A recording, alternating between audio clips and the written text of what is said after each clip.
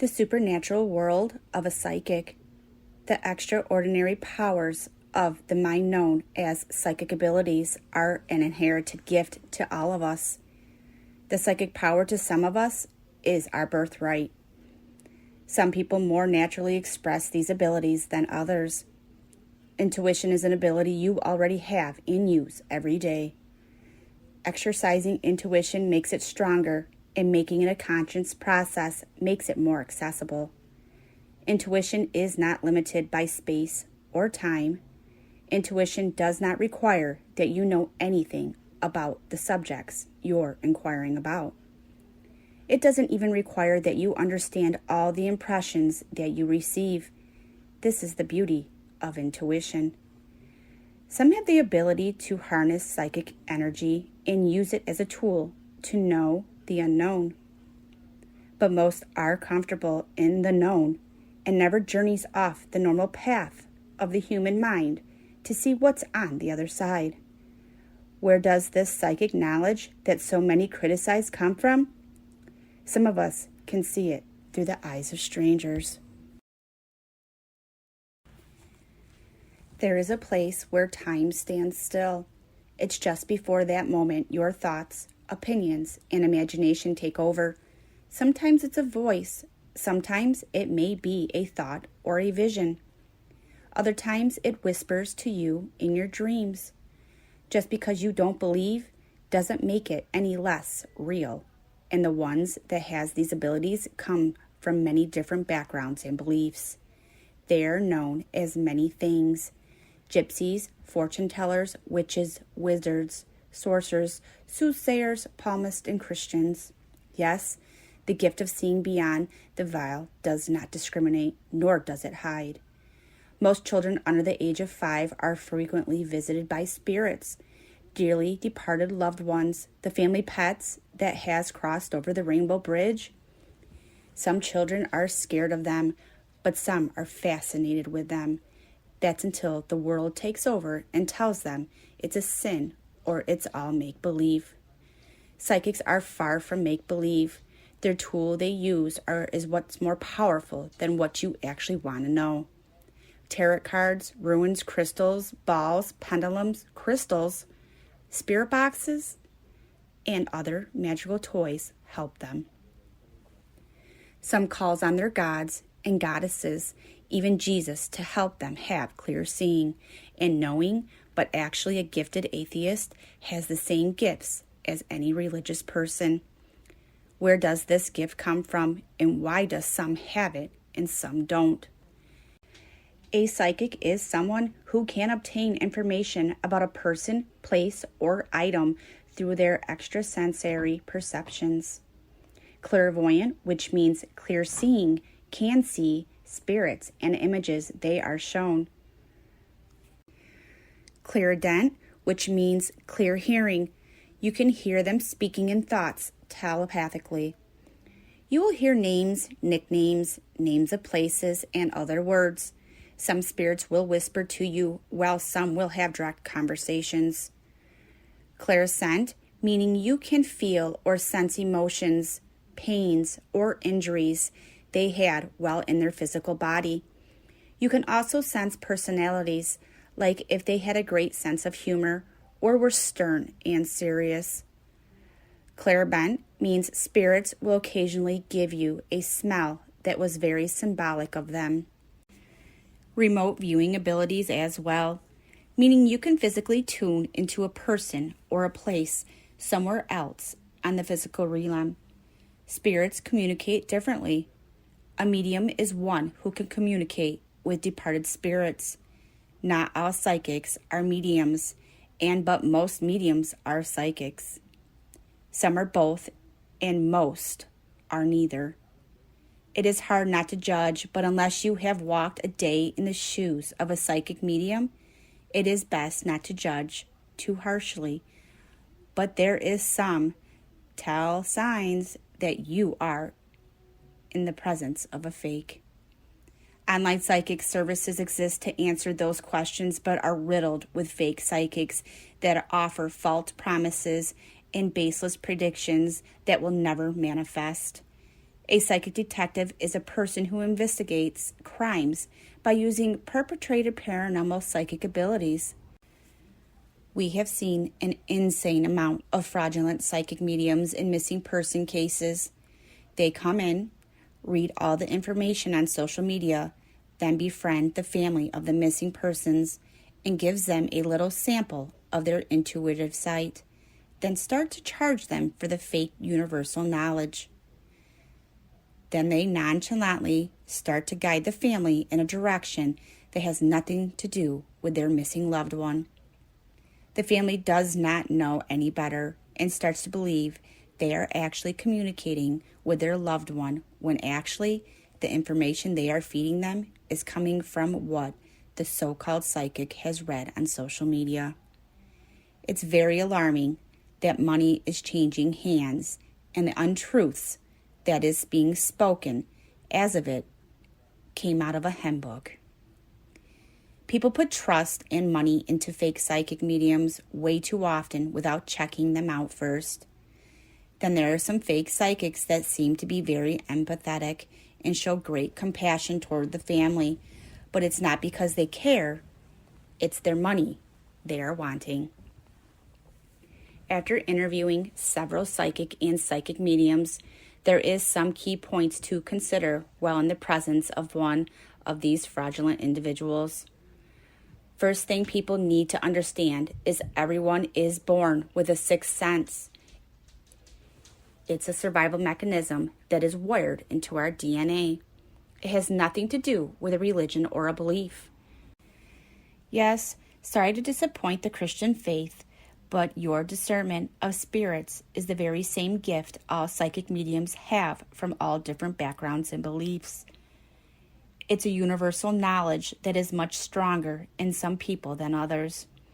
You are born with it, but it seems that some are more genetically engineered than others, that handed down from generation to generation, than others are just born gifted.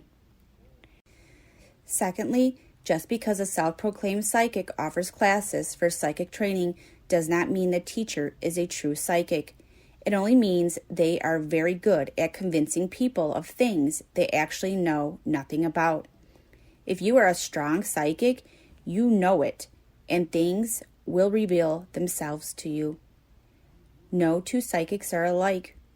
They may see different things than others see in a case, so why would you pay someone to train you to be a psychic when you need to be reaching within instead of reaching out? There is no rules to follow, and no one can tell you if you're doing it correctly. You will be shown what you are meant to be shown, nothing more or nothing less. The first initial reading is the true reading. That is, if you're actually a real psychic. After that first reading, opinions will start to enter your psyche, and it is not a true reading any longer. This is why you do not need to give a psychic much information. A psychic doesn't need much information to do a reading. They may get a flash of something later on, but if their mind has been riddled with detail, they cannot separate a message from an opinion. You know you're dealing with a fraudulent psychic when they start pointing fingers at certain people just because they have a dislike for them personally. They also come up with false messages your loved one has supposedly told them that has nothing to do with them missing. 99% of the time, a past loved one will not be trying to flirt with a medium. That is their altered ego talking, not your loved one. We have recently witnessed a so-called psychic doing readings and come up with some very absurd information, having people trespass on private property to get information or confirm there is or is not a body at these locations. And then there's another one declared she could not do a reading with a witch in the group. This is not a psychic. This is an egotistical fake. Most psychics welcomes all psychics to help in any reading. Their energy can connect and get a better outcome from each reading. The only reason why a psychic would refuse to do a reading in the presence of another psychic is because she fears the other psychic will know she is a fake.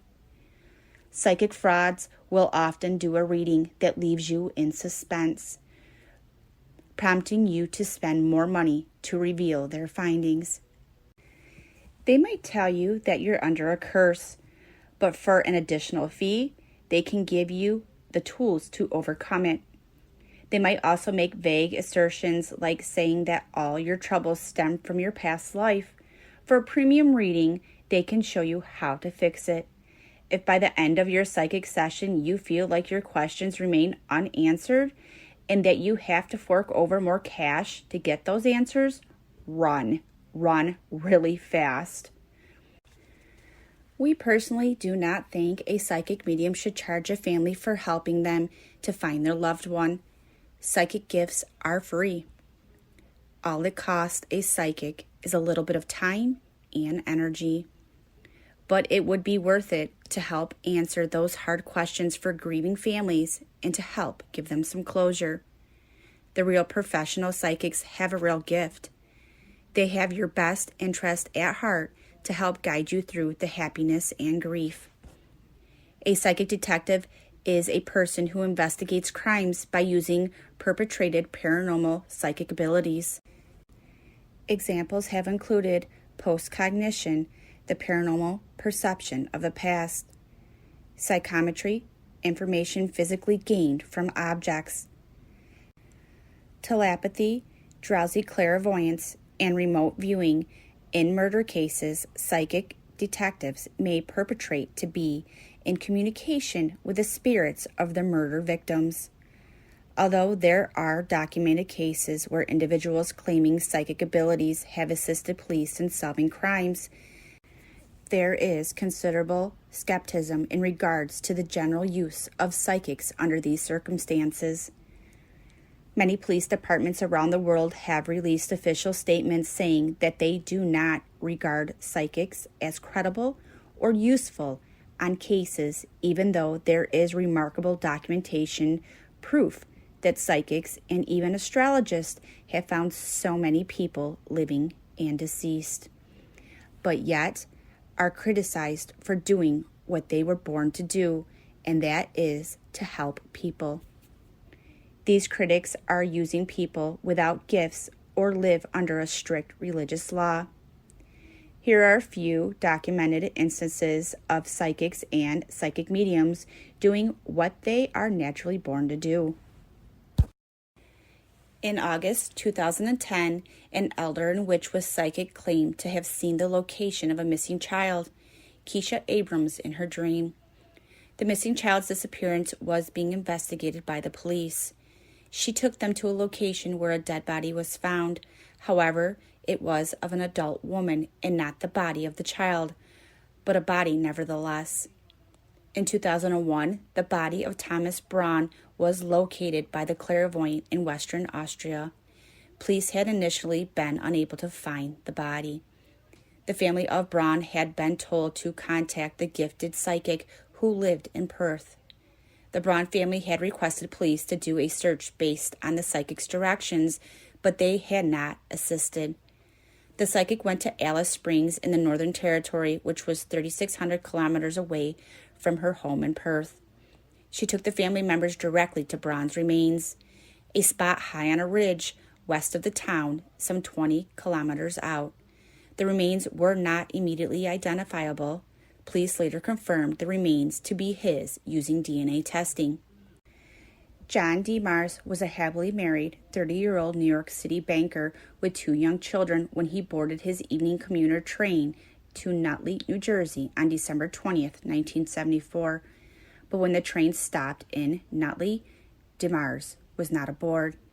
The police investigation, which addressed both foul play committed against DeMars and the possibility that he had voluntarily run away, eventually called upon the assistance of a psychic. The psychic told detectives she saw John falling off the train and drowning. While the psychic couldn't say exactly where this had happened, she did say she saw a bow and arrow in the numbers 222. Although law enforcement couldn't make sense of the clues, the psychic offered the body of John DeMars turned up 2 months later on February 22nd. 222. A father and son had been practicing archery by the shore of the Pacific River, which runs along DeMars's train route, when one of their arrows landed beside DeMars's body in shallow water. Police later pieced together that DeMars had fallen asleep on the train, and when the conductor made an unscheduled stop along the river bridge, DeMars, still half asleep, stepped off the train, falling off the bridge and drowning. These are only a few of the documented cases where true psychics and psychic mediums help bring the missing home. They are very talented people with spectacular gifts in which they use to help people's families. So, some good advice from a group of professional psychics say search out a psychic. Look at their credentials or get a good feel for them. Take a picture of your loved one missing or known to be deceased and lay it in front of them. Only answer very few questions. A good psychic will not ask you many questions, if any at all. They will either connect with them or they will tell you they cannot make a connection. They may use tarot cards, runes, pendulums, or other tools to help them connect, or they may be able to just tap into the realm your loved one is in with only the help of the universe. Please don't be fooled by these social media madams and their fake looking glass, nor the Christian witches that think they are above sin, because they have been saved, but yet continues to do what the Bible has spoke out against, or so they say. We truly believe it's a universal knowledge, and the ones that have it flowing strongly through them are very blessed. Well, most authentic psychics don't consider themselves blessed because, as it is true, they do work with harmless spirits. There is also the other darker side most don't want to talk about. In other realms where our ancestors reside, there are creatures that dwell there also, and when opening portals up to help families get answers, they're opening themselves up to harm. Only an experienced psychic knows exactly who they are talking to and how to get rid of the riffraff spirits that dwell in the darkness. It's not as simple as they make it look, nor is it for the here today, gone tomorrow psychic want to be. There is so many wonderful psychics out there with good intentions. Then there are the others. Don't be fooled by the others. Do your research when seeking out spiritual counseling from a psychic, just like you do with private investigators. If they are charging you money to help find your missing loved one, ask to see their credentials. Just because they have made their universal knowledge their job title and their means of an income does not mean they are good at what they do. Thanks for joining us tonight. Subscribe to The Missing Truth to receive notifications. Like us and leave us a comment. Follow us on our Facebook page and our private Facebook group. If you have a friend or family member missing and want to share their story, contact us by email or send us a private message on our page. Thank you and have a good night.